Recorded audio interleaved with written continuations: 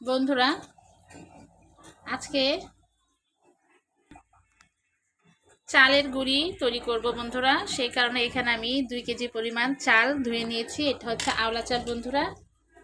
তো এটা আমি এখন ধুয়ে নিয়েছি। দেখো আমার হাতে কিন্তু পানি পানি দেখো বোঝা যাচ্ছে। পানিটা একেবারে নিংড়ে নিয়েছি বন্ধুরা। ভালো করে ধুয়ে একটু উপরে প্লেট দিয়ে পানিটা সম্পূর্ণ ভালো করে নিংড়ে নিয়েছি। এখন 2 ঘন্টার জন্য এভাবে রেখে দিব ঢেকে। এখন আমি এই চালটা খালি নিয়ে ধুয়ে পানিটা নিয়ে নিয়েছি। এটা কিন্তু আমি আধা ঘন্টা কিংবা 1 ঘন্টা কোনো ভিজিয়ে রাখিনি বন্ধুরা, কারণ এটা ভিজিয়ে রাখলে এটা অনেক নরম হয়ে যাবে। তাই ধুয়ে একেবারে পানি নিংড়ে রেখেছি। এখন এটা শরীরে যে পানিটা দেখা যাচ্ছে বন্ধুরা, যে দেখতে পাচ্ছ, এই পানিটা কিন্তু এটার সাথে লেগে নরম হয়ে যাবে। তো 2 ঘন্টা রাখলেই এনাফ। আমি তো এখন 11টা বাজে এটা ধুয়ে রেখে দিলাম।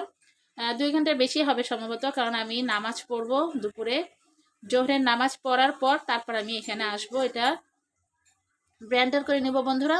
তো ততক্ষণ এটা আমি জাস্ট এটা রেখে দিব, যাতে এটা পানিটা শুকিয়ে চালটা আরও নরম হয়ে যাবে।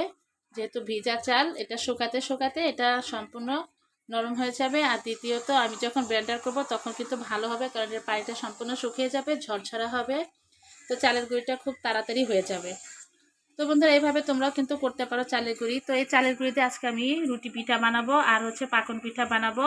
আর এটার সাথে যে খুচরিটা থাকবে ওটাকে আমি সুজির মতো করে, সুজির যে হালুয়া বলে, হালুয়ার মতো করে আমি এটা কেটে নিব।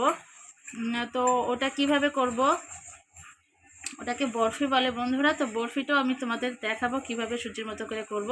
অবশ্যই আমার ভিডিওটা সম্পূর্ণ দেখবে, আশা করি তোমাদের খুবই ভালো লাগবে। আজকে শবে বরাত উপলক্ষে কী কী করছি কিছুটা কিছুটা করে তোমাদের সামনে তুলে ধরছি। তো সম্পূর্ণ ভিডিও দেখবে বন্ধুরা, আমার জন্য খুব ভালো হবে, আমিও খুব খুশি হব, তোমাদেরও খুব ভালো লাগবে।